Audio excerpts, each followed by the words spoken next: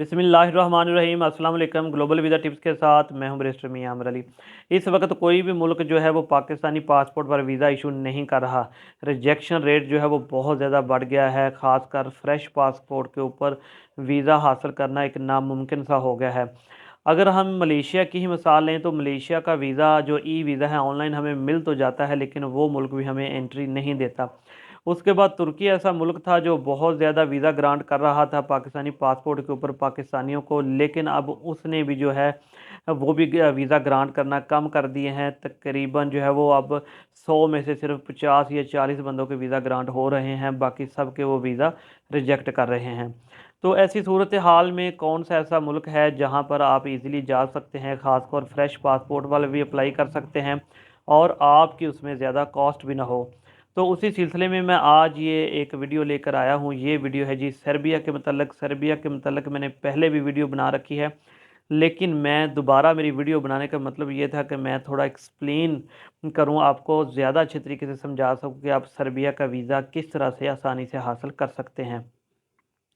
Video में आगे बढ़ने से पहले मेरी हमेशा की तरह की छोटी सी रिक्वेस्ट है कि अगर आप ट्रैवल से मतलब, इमिग्रेशन से मतलब या फिर वीज़ा से मतलब लेटेस्ट अपडेट हासिल करना चाहते हैं तो आप मेरे इस चैनल को ज़रूर सब्सक्राइब करें, साथ में बेल आइकन के बटन को भी क्लिक करें ताकि मेरे आने वाली सारी लेटेस्ट वीडियोज़ इन्फॉर्मेशन आप तक बर वक्त पहुँचती रहे।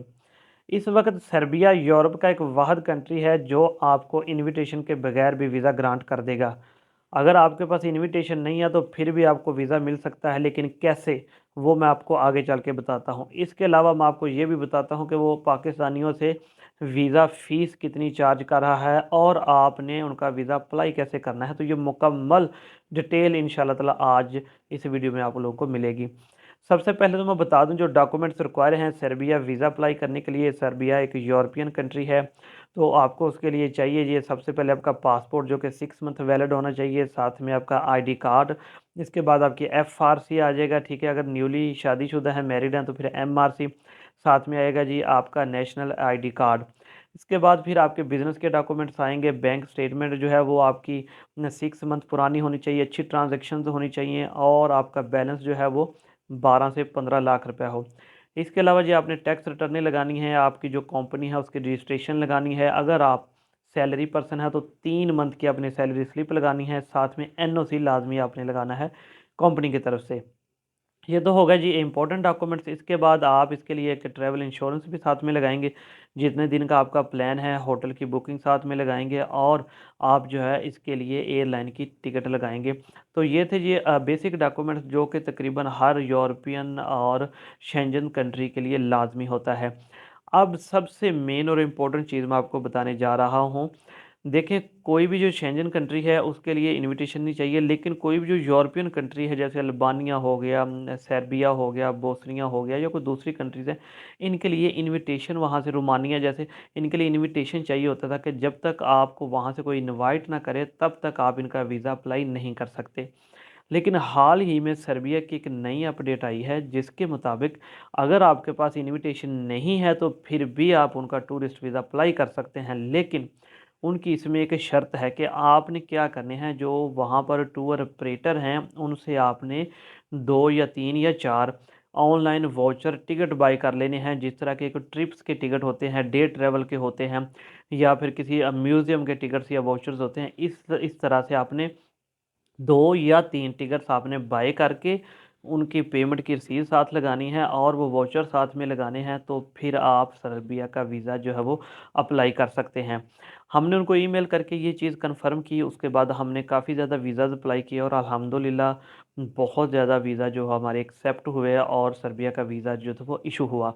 अब अगला प्रोसेस क्या है, जब आप फ़ाइल प्रिपेयर कर लेते हैं, वाउचर्स भी आप बाय कर लेते हैं जो कि एक नेसेसरी चीज़ है, फिर नेक्स्ट आपने क्या करना है जी, आपने मुकम्मल फ़ाइल बनाकर अपने सारे डॉक्यूमेंट साथ लगाकर पासपोर्ट और आईडी कार्ड की ओरिजिनल कलर कापी साथ में लगानी है और आपने ये सारे डॉक्यूमेंट सेंड कर देने हैं सर्बियन एम्बेसी को, जो कि ईरान में है या फिर जो चाइना में है।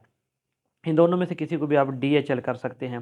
तकरीबन बस 20 से 25 दिन बाद आपको कंफर्मेशन आएगी। अगर आपका वीज़ा अप्रूव्ड हो जाता है तो फिर वो बताएंगे कि आपका वीज़ा अप्रूव हो चुका है। अब आप कहाँ से अपना वीज़ा जो है वो लगवाना चाहते हैं या पिकअप करना चाहते हैं, तो ऐसी सूरत में हम बताते हैं कि जब हम ईरान जाएंगे, क्योंकि ईरान हमारे करीब तरीन कंट्री है और हम बाय रोड भी जा सकते हैं, तो ज़्यादा खर्चा नहीं आता। तो जब ईरान जाते हैं तो ईरान जाने के बाद जो है वो सेम डे में वहाँ पर उनकी जो वीज़ा फ़ीस है, जो मैंने बताया कि शुरू में मैं आपको बताता हूँ, वो सिर्फ $2 है। बाकियों के लिए उनकी फ़ीस $60 है, लेकिन सिर्फ पाकिस्तान के लिए $2 उनकी सर्बिया की फ़ीस है।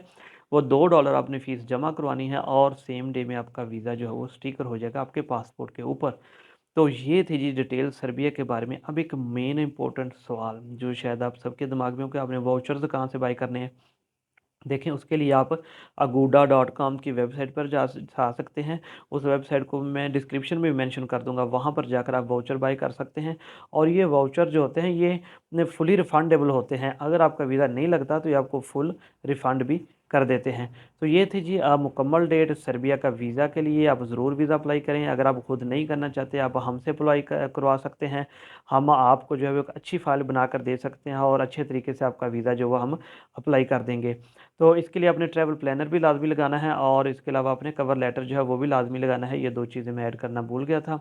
तो इंशाअल्लाह ताला एक नई वीडियो के साथ मैं कल फिर आपकी खिदमत में हाज़िर होऊँगा। मुझे आपने अपनी दुआ में याद रखना है।